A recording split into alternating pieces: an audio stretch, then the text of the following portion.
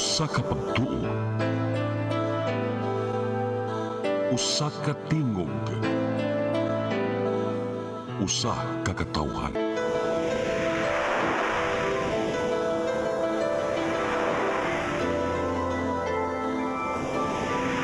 Cebu Catholic Television Network.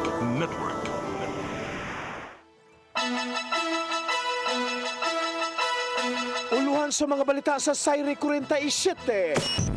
Nagkasakang kaso sa dengue sa probinsya sa Sugbo. Gimonitor, katawhan giawhag nga manglimpyo.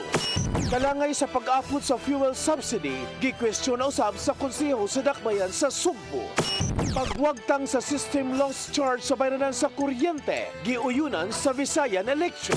Tulo ka bayot o kaubang babay na lulis o 17 anyos nga langyaw sud sa motel na dakpan. Samtang crew sa cargo vessel nga nanghinol og GRO sa beer house na dakpan. Gipasaylo raw sa Hinon. Sugbo, Kabisayan ug Mindanao, Pilipinas ug katawhan kutos maabot sa tong Sibya sa tibuok kalibutan. Maayong hapon. Live kita karon sa CCTN Channel 47 ug kini ang tulumanon sa nag-unang kasayuran nga angay natong masayran. Sa nga ni Attorney Danica Caballes Tikling, ako si Dennis Tabar ug kini ang Sayre 47.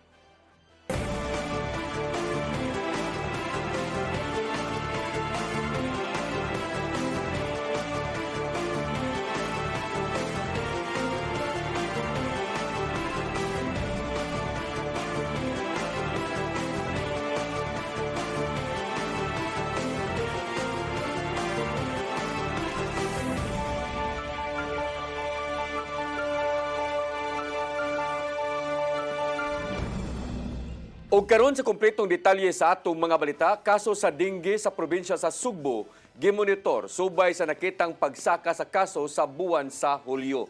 Mga residente giawhag nga manghinlo kanunay aron malikayan ang pagdaghan sa lamok sa mga tugkaran. Ang kasayuran ihatod ni RV Veloso. Adunay nakitang pagsaka sa kaso sa dengue sa probinsya sa Sugbo karong buwan na. Kini mo gikumpirmar sa Provincial Health Office tungod sa sagunson nga pag-uwan sa Sugbo. Base sa dato sa buhatan sa uhing 5 ka semana, moabot sa 300 ka dengue cases ang natala sa Capital Run Hospitals sa 25 ka mga lokalidad. Duha sab ang natala nga namatay, usa gikan sa Konsolasyon, samtang ang usa gikan sa Compostela. Subay ni ini gipahibaw sa kagamhanan nga gi-activate na sa mga provincial ug district hospital sa Sugbo ang mga dedicated dengue fast lanes, samtang gi-monitor sa mga doktor sa matag hospital ilabi na ang gilauman nga pagsaka sa mga kaso atol sa ting-uwan. Gipahimutang ang mga fast lane aron nga mapadali ang pagsusi ug pagtambal sa mga pasyente nga gidudahang adunay dengue, samtang gipalig-on sab sa mga doktor ug opisyal sa hospital ang pagtubag sa panahong musaka pa ang mga kaso sa lalawigan. Una na, gipahimangno sa Department of Health kon DOH nga nalakip sa common symptoms sa dengue ang taas kahilanat, grabing labad sa ulo, panakit sa mga mata, pamuypoy sa lawas, pagsuka, skin rashes ug mild bleeding sa ilong ug lagus. O galing mabantayan kini, daling dadon sa tambalanan ang pasyente aron nga malikayan ang complications niini. Padayon usab nga nanawagan ang kagamhanan nga moabag nga malikayan ang pagdaghan sa lamok pinaagi sa kanunay nga paghinlo sa palibot, iabo ang mga tubig nga nakatambak ug ang pagsiguro nga protektado pinaagi sab sa pagbutang og off lotion ilabi na sa mga bata. RV Veloso, CCTN News. Gipahugtan sa Department of Veterinary Medicine and Fisheries ang pagsud sa mga buhing baboy sa dakbayan sa Sugbo aron kalikayan ang African swine fever. Alang sa tanang brahidor o motorbangka operators, kinahanglang ipakita ang mga pagmamatuod nga negatibo sa ASF ang kargang baboy. Sama na lang kini sa ASF negative test result, Certificate of ASF-free status gikan sa Provincial Veterinary Office o guban pang mga dokumento. Alang usab sa mga magda og karning baboy, ipakita lang ang meat inspection nga certificate. Ingon man Certificate of Acceptance gikan sa DVMF og local shipping permit gikan sa Bureau of Animal Industry. Pinasubay kini sa hugot nga lagda nga gipatuman sa kagamanan sa dakbayan sa Sugbo human natala ang localized outbreak nga ASF sa usa ka babuyan. Kalangay sa paghatag sa fuel subsidy ngadto sa public transport drivers sa Cebu City, gikwestiyon usab sa konsiho. Kini bisan pa man sa pagklaro sa listahan kung kinsa ang lehitimong mga benepisyaryo sa maong nga tabang. Ang kasayuran ihatod ni Gian Navarro. Gikwestiyon ni Konsel Pastor June Alcover ang kalangay sa pag-apod sa fuel subsidy alang ngadto sa mga driver sa mga pampublikong transportasyon nga apektado sa nang-aging krisis ato sa regular session. Gibuteg niya nga daghang mga driver sa syudad sa Sugbo ang nagpaabot sa mong tabang subay sa tinguha nga iapod unta kini natong ikadwang semana sa Hulyo. Kini ang nahimong pagbutyag sa konsehal. Human na mahayag si Mayor Nestor Archival nga adunay kakulian sa listahan sa mga tabangonong driver. Hinungdan nga gipaagi sa iyang privilege speech ang panawagang iapod na dayon ang giandam nga 35 million pesos nga pundo alang sa fuel subsidy. Doble naman ni sila sigihan, masige nag-release ni through DSWD kining mga jeepney drivers. I don't know kung covered ba rin sa 35 million kining mga jeepney and taxi drivers. Daan ang nasabutan sa konseho nga puros mga lehitimong driver ang ilakip sa listahan. Diin sukit-sukiton kini sa barangay officials aron masuta ang iyang Pinoy-anan. Apan nakita sa mayor nga kinahanglang i-review ang maong listahan sa posibilidad nga gilakip ang mga dili kwalipikado beneficiaries nga makadawat sa maong tabang. Sumapa ni Konsel Franklin Ong nga kinahanglanon ang makuting verification. Sanglit gisabutan naman kini sa mayor ug sa barangay officials. I don't know kung saan hitabo karon from other barangay nga makadungog sa ko nga uban nga di gihapon agi. So mo siguro sa nay makalangay kung mo ginang gi-follow strictly sa atong accounting or disbursement nga mangita sila kanang guidelines. Misugyot ang presiding officer na napanahonang si Konsel Philip Zafra kang Alcover nga i-reconvene ang hingtong dambuatan aron masulbad ang maong pagdelatar. Giduso usab sa konseho ang pagbaton og klaro mga detalye ug lagda may tungod sa makiangayong distribution sa fuel subsidy. Gian Navarro, CCTN News. My statement is, in this bloodbath and bludgeoning, I will be blooded but unbowed.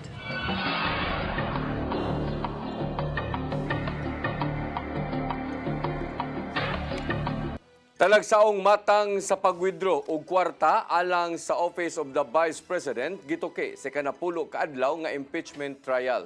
Hugot usab kining gibantayan sa multi-sectoral group nga nanawagan og kaakuhan sa mga opisyal sa gobyerno. Ang kasayuran ihatod pagbalik ni Gian Navarro. Sa ikanapo nga adlaw sa impeachment trial, gisukit-sukit sa Senate Impeachment Court, giunsa paggamit ni Vice Presidente Sara Duterte ang ilang confidential funds alang sa iyang buhatan ug sa dihang Education Secretary pa siya. Gisaysay sa kanhi Land Bank Department Manager nga si Violeta Constantino nga nakahigayon sa pag-withdraw ang Office of the Vice President og 500 million pesos diin gihulagway niyang talagsaon kini. Matud sa witness gikan sa House Prosecution Panel nga si Constantino nga gi-encash kini ni OVP Special Disbursing Officer Gina Acosta ang upat ka chekeng mi kantidad og tag 125 million pesos matag usa gikan December 2022 hangtod July 2023. Sa dihang gipangutana sa mga senator judge, giangkon sa maong saksi nga wala siya'y kasayuran nga gamiton ang dakong pundo alang sa confidential funds. Pwede nga po, depende po sa depositor po niya. Kung regular lang sa kanya yung mga ganang withdrawals or what, it's usual. Pero kung parang for the first time ma-encounter namin that much, unusual po sa And amin. this was your first time. Opo. And in your 32 years, higit 3 dekada, kung masasabi nating pambihirang amount ito in cash, Opo. masasabi nating once in a lifetime yung ganitong amount in cash. Pwede po. Pwede. Dugang pa ni Constantino nga gilaksi na ang orihinal nga kopya sa checking gigamit sa OVP alang sa maong matang sa withdrawal ubos sa gipatumang 1-year retention period sa bangko. Butang nga gikatingalahan sa mga sakop sa kalihukang Subuanon kontra korupsyon kon kasuko ang maong revelasyon. Nagkanayon ang usa sa mga miyembro sa maong multisectoral group nga Bayan Central Visayas nga lig-on ang ebidensya kung giun sa paggamit sa OVP ang maong confidential funds. Pero sa mga previous nga mga hearings dito pa sa Committee on Justice, tinaw na kaayo gyud nga nakalapas ang ato ang Vice Presidente isgutanan sa atong konstitusyon, betrayal of public trust o isgutanan po sa graft and corruption. Nagkahigayon ng grupong kasuko sa pagmonitor sa padayong impeachment proceedings batok ti Vice Presidente Sara Duterte. Matod sa convener nilang si Kyle Enero, nga kabayan ng kini sa ugot ilang panawagan nga kaakuhan sa mga opisyal sa gobyerno batok sa bisan unsa matang sa pagpangurakot. Panawagan manggod, dili lang ang mga senator judges ang makadesisyon sa mahitabo sa impeachment, pero ang katawhan mismo asin sa multiple times nga naglunsad og impeachment ang Pilipinas. Sa gihapon, gipanawagan sa multisectoral group nga kinahanglang mupakita sa impeachment court ang Vice Presidente aron tubagon ang giatubang niyang impeachable offenses. Lakip na ang questionable paggamit sa panudlanan sa gobyerno nga nakalatid sa Article 1 sa Articles of Impeachment. Manang crucial kaayo nga kita manghilabot, magtutok ug mosalmot mismo sa mga lain-laing formang paglihok para sa pagsiguro nga si VP Sara Duterte mahukman, makonvict siya labi na nga ang ebidensya batok sa iya kay kusgan kaayo. Ian Navarro, CCTN News. Malacañang mibaw sa wa pagpamati ni Vice Presidente Sara Duterte sa suna ni Presidente Bongbong Marcos Jr. Samtang way komento si Duterte mahitungod sa itukod nga Artificial Intelligence Facility sa nasod. Ang kasayuran ihatod ni Mary Rose Sagarino.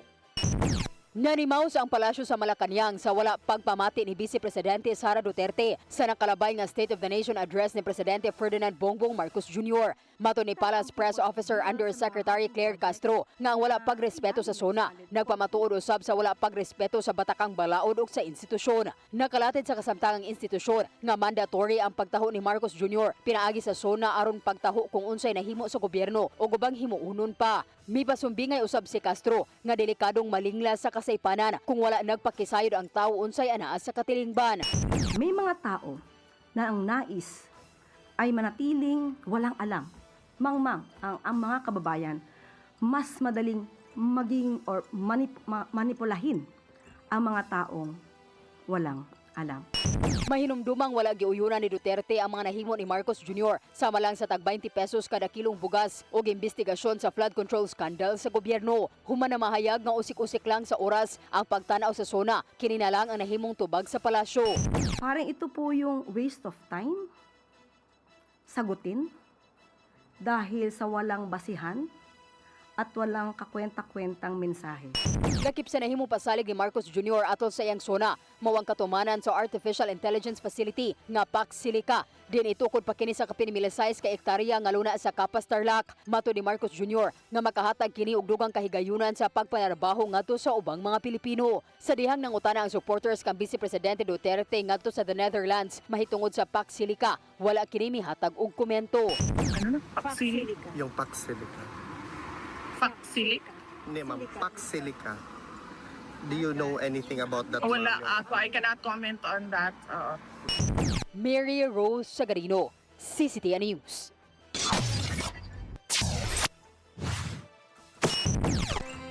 Mosunod, pagwagtang sa system loss charge sa bayranan sa kuryente, giuyunan sa Visayan Electric.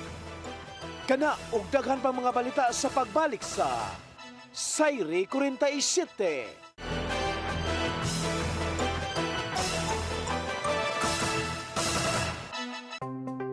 Discover the beauty of the Philippines.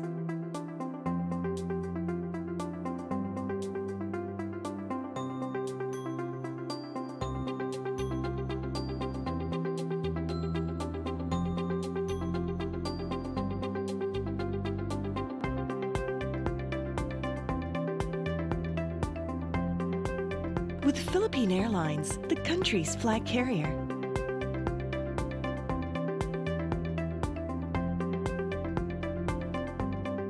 The airline that lets you feel the warmth of the nation.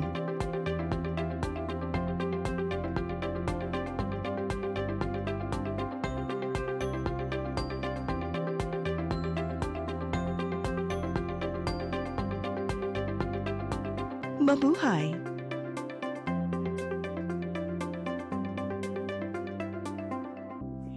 po ang programa na hatid sa inyo ng OzoneMed Wellness Clinic kung saan ibabahagi ng mga doktor ang kanilang kaalamang medikal tungkol sa inyong kalusugan. Minsan nami-misdiagnose, ovarian pala yun, pero ang presentation parang appendicitis. No? Sinasabing degenerative diseases, kadalasan iniisip ng mga tao no nga kaliwat ninyo ka na arthritis, kaliwat nga na ay rheuma. Pero unsa ba gyud ka big, unsa ba kalawak ang ibig sabihin nitong degenerative diseases, Doc? Yeah. So yung buong katawan, as we age, as we use it lagi, talagang dahan-dahan masisira yung mga cells, mga tissues, yung organs natin, dahan-dahan masisira yun siya. In our age today, it is very important that we have to really value yung aging process na to. Toxic na lang yung pinag-uusapan natin, but gaano ka-importante this time? Yung mga tao dapat sila educated about these changes ng global health. It is not the infectious disease that predominate. It is the non-communicable disease or chronic diseases. Sa New Start, we believe na ang pinakamalakas na patunay ng healing ay ang mga boses ng taong nakakaranas nito mismo. Tinignan ng OB, sabi niya, cervical cancer daw. Inisip ko ang Panginoon, hindi naman ako pababayaan. Di ba sabi niya, by His stripes, I am healed. OzoneMed Wellness Clinic New Start. Mapapanood every Saturday, 8 to 9 a.m. Og ang replay airing matag Miyerkules 1:00 hangtod 2:00 sa hapon. Dinhilang sa CCTN Channel 47.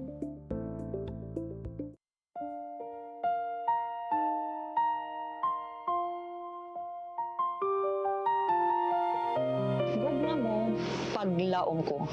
Usa ka misyon sa gugma ug paglaom alang sa ato ang mga igsoon. Nga halos nawad ana og pagtuo sa ilang kaugmaon. Daghan kanila ang nag-antos sa kalisod ug kasakit. Apan pinaagi sa gugma sa Ginoo, aton gipakita nga adunay mga tawo nga andam mutabang sa mupadayon ug paghatag ug paglaom. Ang tinuod nga gugma walay pili, bata man, tigulang, pobre man o adunahan. Bisan pa sa mga mananap nga nagkinahanglan o kaluoy o pag-atiman. Kutob sa atong mahimo, magtinabangay kita sa paghatag o kahayag sa ilahang kinabuhi. Busa, mga igsoon, hinahot nga ablihan nato ang atong kasing-kasing sa pagtabang sa uban. Ang inyong gamay nga tabang mahimo ng dako nga paglaom alang sa nanginhanglan. Kamo mahimong instrumento sa gugma o panalangin sa Ginoo. Kini ang programa nga Gugma Mo, Paglaom Ko. Daghang salamat ang inyong alagad si Miss J.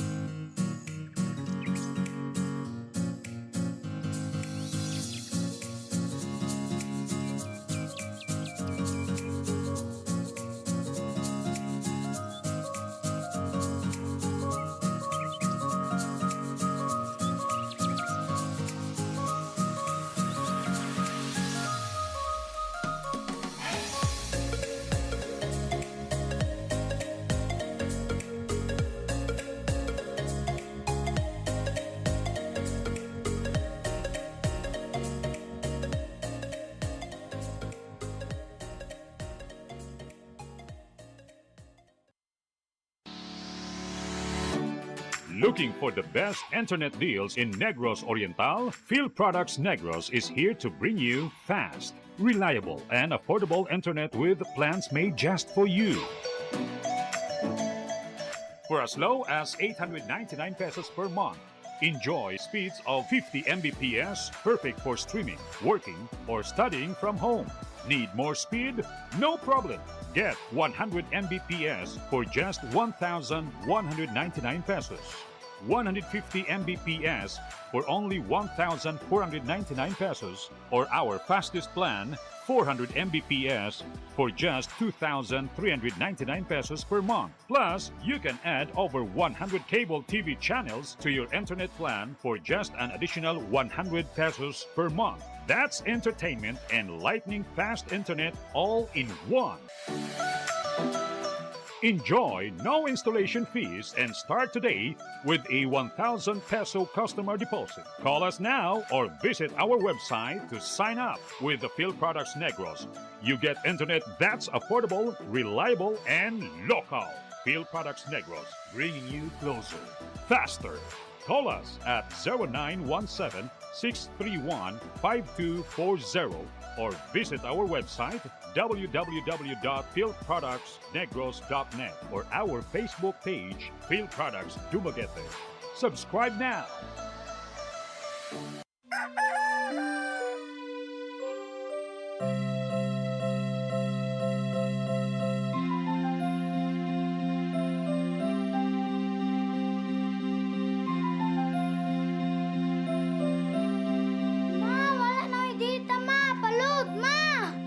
Sorry ma'am, na-late ko.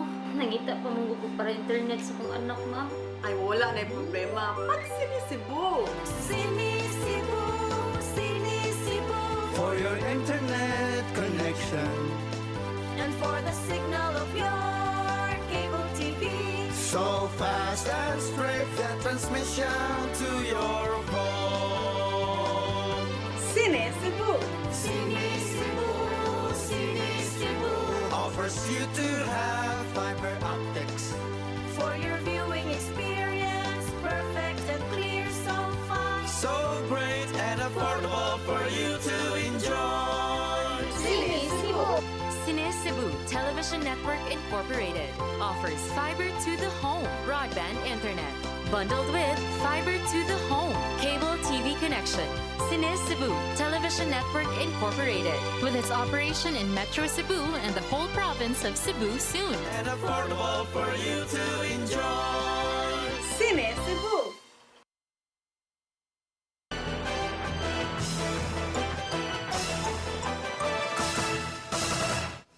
Balik sa atong mga balita, uyo ng Visayan Electric sa sugyot ni Presidente Bongbong Marcos Jr.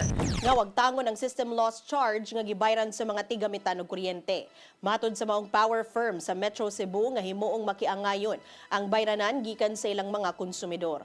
Kini ang reaksyon sa Visayan Electric human nga giabibahan sa mga nanambong ang pamahayag ni Marcos Jr. may tungod sa pagpaubos sa bayranan sa kuryente. Gitataw sa Visayan Electric nga nagpabiling gamay ang gipangayong system losses ubos sa kasamtangang mga lagda.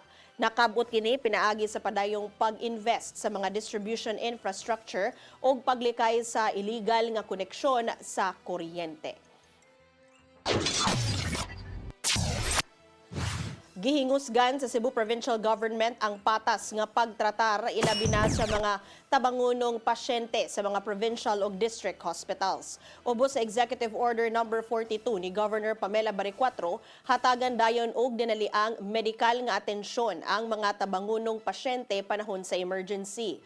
Hugtanong ipatuman ang anti-hospital deposit law aron walay paglangan sa pag-atiman. Magbatunusab ang matagtambalanan og kawani nga moproseso sa mga benepisyo sa PhilHealth. Gimanduan usab ni Baricuatro ang mga chief of hospital nga musubay sa pagpatuman sa iyang kamanduan. Kini aron dili mahasol kadugayan ang matagtabangunong pasyente.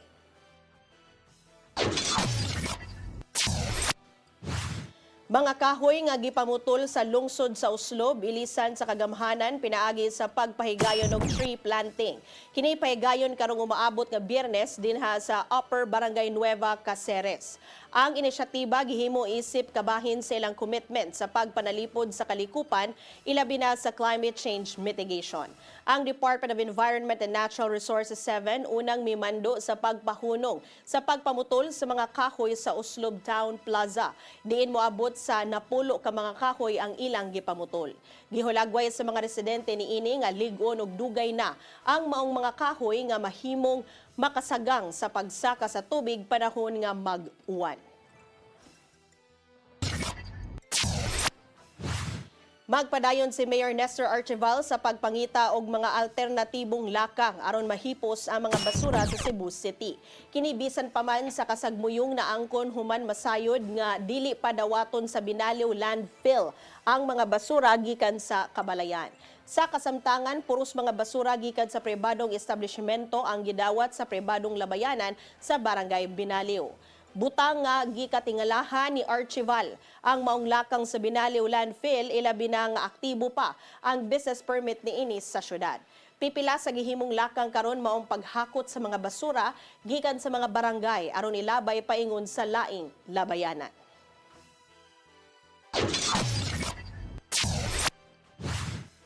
Kanhi Capitol Consultant Byron Garcia ni plead not guilty sa kaso kabahin sa gender-based harassment batok kaniya. Ang kasayuran ihatod ni Mary Rose Sagarino. Ato sa iyang arraignment sa Mandawi City Hall of Justice kaganinang buntag, ni plead og not guilty si kanhi Capitol Consultant Byron Garcia sa kaso kabahin sa Safe Spaces Act nga gisangat ni Capitol Health Consultant Dr. Elisa Nicole Catalan. Giinsister ni Byron, igsuon ni kanhi Gobernador Gwendolyn Garcia nga inosente siya sa maong pasangil. Hindi ko guilty. Anak nga mga pasangil. So, I feel hindi ko guilty sa mga pasangil nila. Kay, normal. Nagdumili na siya dugang paghisgot sa kaso, subay sa pahimangno sa korte sa mga partido nga dili maghimo og publikong pamahayag kabahin niini. Si Dr. Catalan, anak ni Gobernador Pamela Barrecuatro, ang misangat sa kaso tungod sa giihong masakit nga nasulti online ni Garcia batok kaniya miaging tuig. Si Garcia nagatubang og tulo ka ihap sa giihong paglapas sa Section 12 sa Republic Act 11313 o ang Safe Spaces Act. Naaresto siya niadtong Hulyo 11 human mipagawas og warrant of arrest ang korte sa Mandawi. Nakapiansa siya og moabot sa 108,000 pesos alang sa iyang kagawasan. Human sa pipila ka semana, si Garcia na usab ang mipasaka og kaso batok sa tulo ka Mandawi City prosecutors tungod sa pagdumala sa kaso subay sa iyang pagkaaresto. For me, justice should be afforded na po sa ilang ibuhat. Kaya di man may mga magpakahilom ko tagod. Nana na lang diya. Kuhaan ka na. Kanang magpakahilom na ng bantao diya. Itabuang yan na. Parang ako di.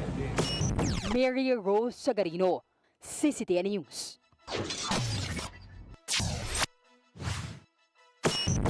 Mosunod, tulo ka bayot o kaubang babay na nulis og 17 anyos nga langyaw sud sa motel na dakpan. Kana og daghan pa mga balita sa pagbalik sa Sayre 47.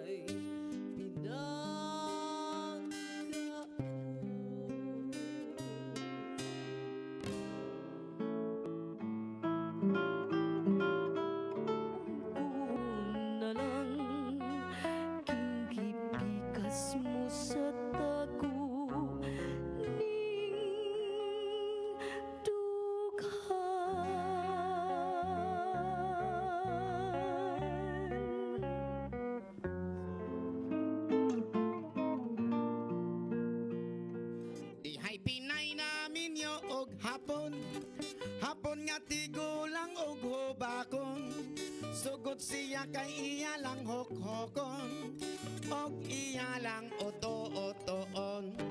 Ay pas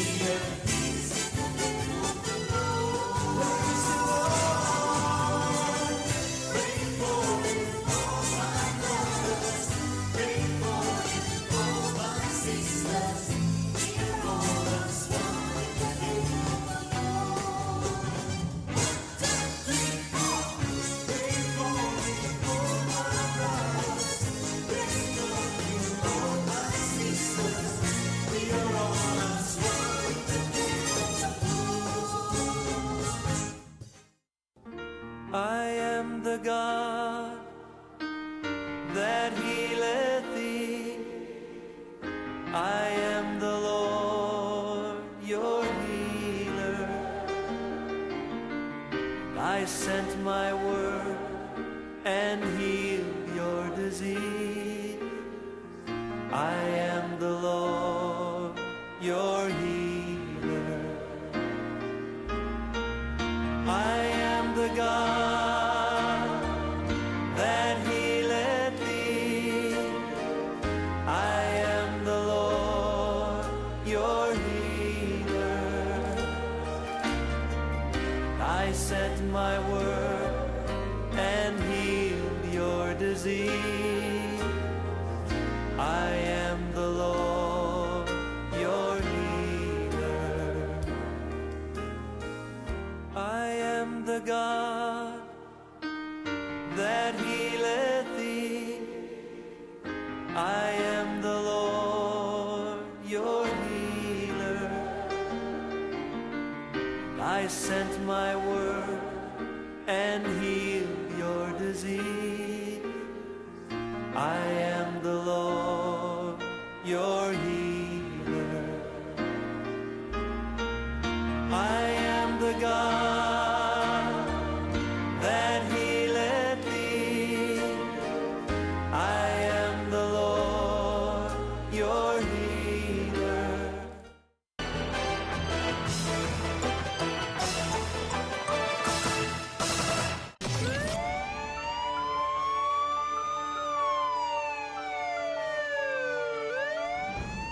Balik sa ato mga balita, tulo ka mahuyang ug usa ka babae na balhog sa prisuhan human gipasangin lang nanulis sa 17 anyos nga Chinese national sud sa usa ka motel. Mga dinakpan na ilhan pinagi sa kuha sa CCTV camera sa motel. Ang kasayuran ihatod ni Arnold Bustamante. Usa ka babae ug tulo ka mga bayot ang napulos na balhog karon sa Waterfront Police Station naman pasanginli sa usa ka 17 anyos ka Chinese national nga misulod sa iyang lawak sa usa ka motel nga nahimutang sa General Maximum Extension Avenue North Reclamation Area sa dakpit sa Sugbo alas 10 netong Domingo sa gabi ug gikuha ang iyang kwarta nga 53,000 pesos. Ang mga suspitsado mo silang alias Arturo taga Pusok Lapu-Lapu City, alias Ruby 19 anyos taga Lower Camagong Lahog, alias Kyle, 22 anyos taga Panagdait Mabulo, ug alias Ichichel, 20 anyos taga Apas Dakbayn sa Sugbo. Sa investigasyon sa Waterfront Police Station nga nakaila ang biktima nga si alias Yang, tinunan sa usa ka international school sa Dakbayn sa Lapu-Lapu, ug si Kyle sulod sa usa ka mall ug nagkahimamat. Mato ni Police Lieutenant Colonel Franco Rodolfo Oriol, ang Deputy City Director for Administration sa Cebu City Police Office, nga nagkasinamot ang duha nga mosulod sa motel ug tuod man sa dihang garaan na sila sa sulod, nananghin ang biktima nga mosulod sa banyo aron maligo. Apan gipasulod usab ni Kyle ang tulo ka mga bayot nga wala masayon ang langyaw nga tinun-an. Nabantayan sa biktima nga doon nila ang tao gawas ni Kyle nga iyang gikasabot nga mahinungdan nga migawas usab kini sa banyo. Dinhi namatod pa nahitabo ang komosyon ug gipugos pagkuha ang ihaga kwarta sa ang pitaka nga mobalor sa 53,000 pesos, lagip na ang iyang cellphone, charger ug power bank. So according to the Chinese national, napugos ko siya pag hatag yung tanan niya magamit, kwarta, alahas, cellphone, tanan. Walay gibilin sa iya. O after atong nahitabo, dali dayon siya nagpa-blatter din sa police station 3. Human magkuha sa mga sospek ang kwarta ug butang sa biktima, dali ning nalibat sa motel nga mahinungdan nga midangop siya sa kapulisan. Milo sa dayon og investigasyon ang Waterfront Police Station sa pagpangulo sa hipirini nga si Police Captain na Michael Sevilla ug gihimo usab ang follow-up operation. Gipangsubay ang mga CCTV camera ug nailhan dayon nila kinsa ang mao nga mga sospek. Pagka alas 10 sa gabi sa Lunes, malampuson nga nadakpan sa kapulisan ang upat ka sospek sa sulod sa IT Park sa Barangay Apas sa Surad sa Sugbo.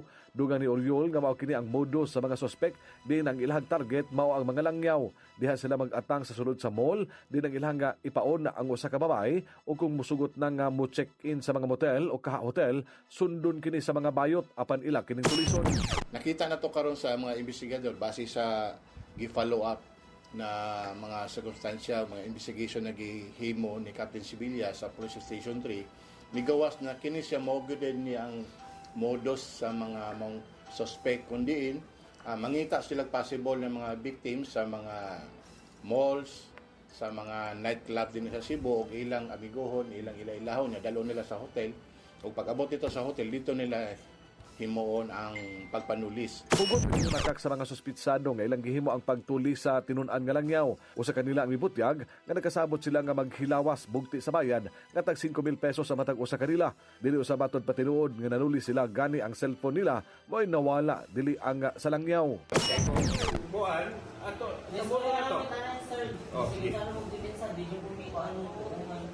Sige. Kanan lang. O, kana na lang. So, di tinuod. Pasangilan ra mo? Correct. Kaya na pala ulit to niya eh. Ipadayag yun. Actually, si Iya sa nasa siya ikuan anak kay agal siya prostitution. Isa man si foreigner? Oo, Chinese. Doon na may relasyon na ni ma'am? Oo, kanagpaan eh. Nagsabot-sabot din niya. Sabot niya, bayan lang ta mo. May agreement. Pila man tayo ihatag sa sa inyo ha? 5,000. 5K. Para ninyong upat? Oo. 5K.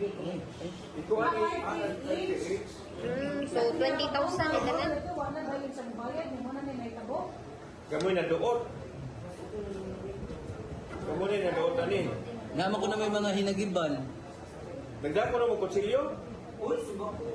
Oh, di ko dito. Dili day tinuod di ay. So, dili first time may nga naitabo sa inyo ha? Oo, first time din nila mo mag as in first time. Kasong robbery ang giandam sa Waterfront Police Station batok sa upat ka mga suspek. Arnold Bustamante, CCTV News. Krus sa usa ka barko nga taga-probinsya sa Antique, gipadakop human manghinol sa kinatawo sa usa ka GRO sa usa ka beer house sa Dalan Pelaez niadtong Lunes sa gabii. Dinakpan gipasaylo ra sa biktima. Ang kasayuran hatod pagbalik ni Arnold Bustamante. Krus sa usa ka cargo vessel nga nakaangkurahe sa Pier 1 sa Dakbayan, Sugbo ang gipadakop sa usa ka GRO kay nang hikap sa iyang kinatawo sa sulod sa usa ka beer house sa Daan Pilais sa barangay Kalabihan sa sulod sa Sugbo alas 10 natong Lunes sa gabi. Ang nabalhog sa Carbon Police Station 5 mao si alias Nunoy, 32 anyos taga probinsya sa Antique, maintenance crew sa usa ka cargo vessel. Sa investigasyon sa Carbon Police Station nga nakadaog og 11,000 sa scatter si alias Nunoy, nga tungod ani nang hagad siya sa iyang duha ka mga kaubang crew nga mag beer house. Nagsuroy-suroy sila sa downtown area sa Dakbayan, Sugbo ug misulod sa usa ka beer house sa Daan Pilais. Naagni ang ilang atensyon sa mga beer house kay gawas nga dunay kidlap-kidlap nga puwa nga suga. Doon na say mga busog nga mga babae. Ni-order dayon og ilimnon nga makahubog si Nunoy ug ang iyahang nga mga kaubang crew ug nagpatapad og GRO. Samtang nakalingaw og istorya sigon sa usa sa mga investigador, nahubog na pag-ayo kini. Kalit na nga gihinol ni Nunoy ang kinatawo sa babae nga sa iyang pagtuon nagkasinabot na silang duha. Apan nasuko ang mga babae nga GRO, misumbong kini siya nga floor manager. Sa diyang gikumprontasya kini nagwad na usab si Nunoy ug gisumbag niya ang GRO sa kuto-kuto niini nga may hinungdan nga ginakop ni ug gidala sa Carbon Police Station. Nangaypasaylo si Nunoy sa babae nga ihang gihinol kay wala siya masayod nga iyatong nahimo tungod sa iyang kahubog. Ang iyang nabantayan lang nga nasuko siya kay nawala na ang iyang pitaka nga naa dito ang iyang kwarta o cellular phone sa iyang kauban. Ang GRO nga babae nga iyang ginudahan nga nagkuha sa iyang pitaka nga naa dito ang kwarta nga daog niya sa scatter. Napasaylo hinon sa babae si Nunoy aron makasakay kini pagbalik sa cargo vessel nga naa pa sa Pier 1 nga ginakdang mobiyahe kini paingon sa Cagayan de Oro ug balik sa kauluhan sa sunod semana. Arnold Bustamante, CCT News. Danao City Mayor Nito Durano naninguhang hatagan og pagtagad sa DPWH ang pagpaayo sa mga infrastrukturang giguba sa nangaging mga bagyo. Gibutyag niya kini atol sa State of the City Address. Ang kasayuran ihatod ni Gian Navarro. Sa gihimong State of the City Address sa Barangay Masaba, Danao City, naninguha si Mayor Ramon Nito Durano III nga hingusgan pa sa nasudnong kagamhanan ang disaster recovery human giigo sa sagunsong mga katalagman. Human makabati sa State of the Nation Address ni Presidente Ferdinand Bongbong Marcos Jr., gilauman ni Durano nga tagdon sa Department of Public Works and Highways ang rehabilitasyon sa mga nangagubang national infrastructure projects sa Dakbayan. Ilabi na nga adunay mga karsada ug ubang istruktura nga giguba sa bagyong Tino niadtong November 2025. Bukas gihapon kini sa pagpakig-alayon sa nasudnong kagamhanan alang sa mga inisyatibang makatabang sa pagpalambo na usab sa Dakbayan.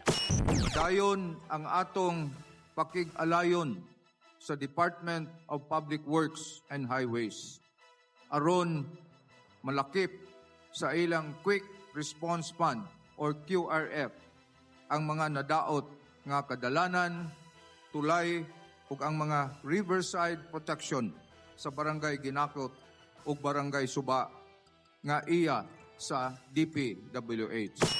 Sa iyahang soka, gitaho ni Mayor Durano nga 99 ka mga infrastructure projects ang nahuman sulod sa iyang termino ug adunay laing 14 ngagtiwasonon pa. Lakip sa ilang mga long-term projects nga naninguhang humanon mao ang Danao City Sports Complex and Convention Center, Solid Waste Management Facility, reclamation projects ug uban pa. Gitaho usab ni Durano ang mga nahimo gikan sa mga batakang serbisyo, pagbatunog maayong kahigayunan sa pagpanarbaho, dugang pang investments gikan sa mga langyaong kumpanya ug sa nasod ug uban pa. Nagpabilin ang tinguha sa liderato ni Mayor Durano nga makabot ang mas connected, resilient ug opportunity-driven nga matang sa kalambuan sa syudad sa Danao. Gian Navarro, CCTN News. Syudad sa Mandaue ni konsidera sa pagpalit og solar-powered mobile water treatment system. Ang maong teknolohiya makahimo og mainom nga tubig gikan sa nagkadaiyang tinubdan. Ang kasayuran hatod ni Mary Rose Sagarino. Mipahigayon og demonstration ngadto sa Barangay Cambaro ang usa ka pribadong kumpanya nga nagtanyag og solar-powered mobile treatment system. Nagkuha kini og tubig gikan sa poso. Sa pagtest sa total dissolved solids, taas kaayo ang ppm tungod sa kaparat sa tubig. Sa paggamit sa ilang teknolohiya, miubos ang ppm ngadto sa kapin 50 nga nasud sa range nga luwas ng imnon ang tubig. Gipatilawan usab kini sa mga tawo nga anaa atol sa demonstrasyon. Una niini, gipresentar sa pribadong kumpanya ang teknolohiya ngadto sa buhatan ni Mayor Tadeo Junque Uano. Gamit ang enerhiya gikan sa solar panel, mo-operate ang teknolohiya. Makahimo kini og luwas nga tubig nga imnon gikan sa bisan unsang tinubdan sa tubig sama sa uwan, poso, MCWD o tubig dagat. Gikonsidera sa syudad ang pagpalit niini. City man nagisgot ana sa sidere mo nga usama nas gi-point out nga problema kung naay mga evacuation centers kana magud potable water niya. Problema ba nang pag distribute o mga bottled water, di ba? Problema sa garbage, ano ba? So, yeah, a little bit expensive ba na. So, nakakita ta kuan nga na yung mga solutions na yan. So, mo nang gipa-present ni Mayor, gipa-demo. Gipadayag usab sa suporta si Kapitan Maricar Caniete sa plano. Yes, dali ra kaayo ba? If ever, parehani, tabay. Dayo, nakainom gay ko. Okay kaayo. Ang presyo sa teknolohiya magdepende sa pag-customize sa kinahanglan nga kapasidad sa syudad. Gigamit na kini sa ubang lokalidad sama sa La Union ug sa Tagbilaran City sa Bohol.